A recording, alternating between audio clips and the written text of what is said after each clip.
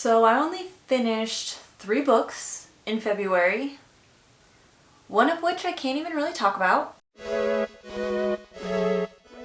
Hi, my name is Adriana, and today I'm going to do my monthly reading wrap-up for the month of February. With this being such a short video, before I jump into it, please like this video and subscribe to my channel and comment how many books you read this month. Hopefully more than 3. I'll still do my stats. 2 of the books were eyeball reads, both ebooks, and then 1 audiobook. And equally split between the 3, I read 1 fantasy, 1 romance, and 1 mystery. My page average for my eyeball reads was 289 pages, which is definitely lower than my goal of 450.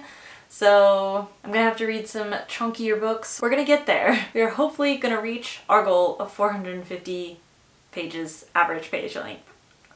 The first book I finished this month was a novella from my friend here on YouTube, Pablo Suarez. He asked me to beta read it for him, so I did that. Gave him some feedback. We had a good little back and forth on some different things. It is a prequel novella to his planned Codex Games trilogy, I think. So it takes place in, I don't want to say too much, but I'm pretty sure he said this on his channel before, so I don't think I'm leaking anything that's not already out there in the world. But it takes place a couple decades before the time of his official trilogy, which he hasn't written yet. This is just like a novella to kind of help with the world building of the eventual trilogy.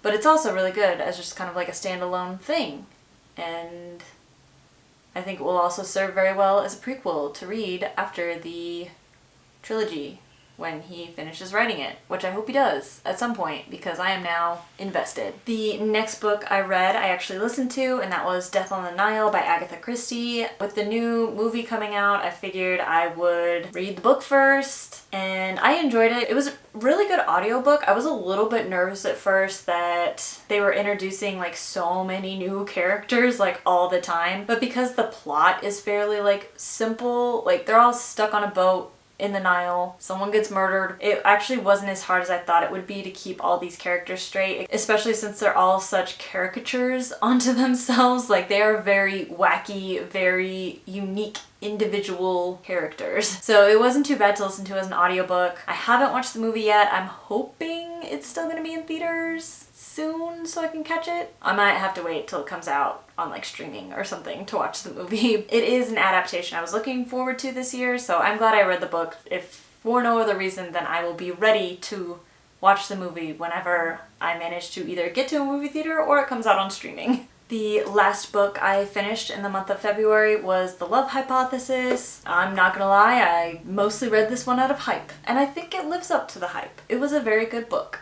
My mom also got it for my sister for Christmas because my sister is currently in grad school for a STEM-related program, not biology, but food science. So fairly, I don't know, there's both biology aspects in both. Biology, chemistry, things.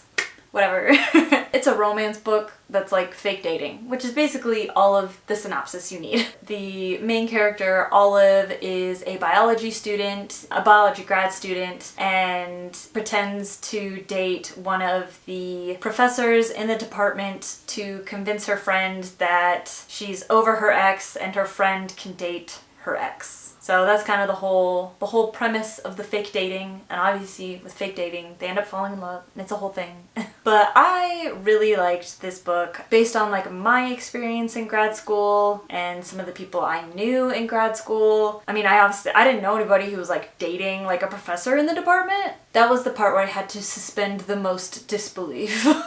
Even in undergrad, I wouldn't even date another undergrad in my program, let alone date a staff member in my department in grad school. Grad school is such a weird animal as far as everything's so small and everybody's so close. I can't imagine dating one of the staff in my department. Ugh.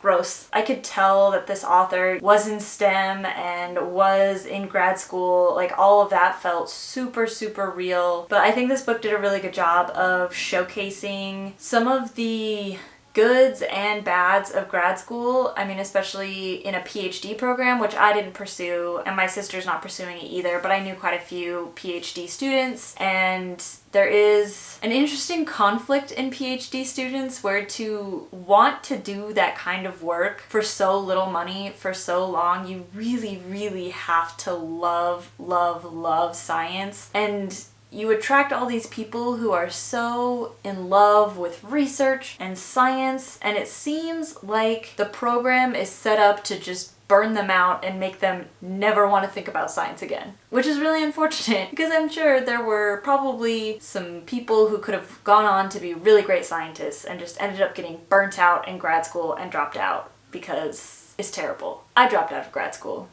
in case you were curious.